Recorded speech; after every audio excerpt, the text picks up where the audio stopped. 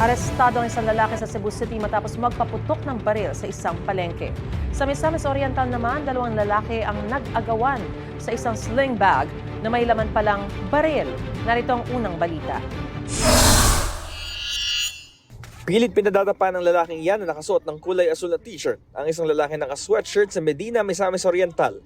Pinag-aagawan ng dalawa ang isang sling bag. Maya-maya pa, isang lalaki nakadilaw ang tumulong na para kunin ang sling bag hanggang makuha mula roon ng isang baril. Base sa Police Regional Office 10, isang intelligence officer na pulis ang lalaki naka-asul. Bago ang insidente, nakita raw ng nasabing pulis ang lalaking tricycle driver na may isinukbit na baril sa kanyang bewang. Sinundan niya ang tricycle driver gamit ang kanyang motorsiklo.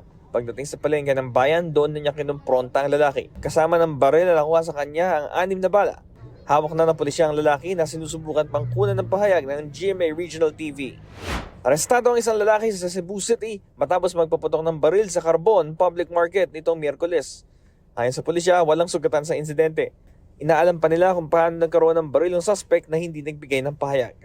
Patay sa record ng Central Visayas Police, mahigit 500 loose firearms na ang kanilang nakumpiska mula na ipatupad ang election gun ban. Ito ang unang balita, Bam Alegre para sa GMA Integrated News.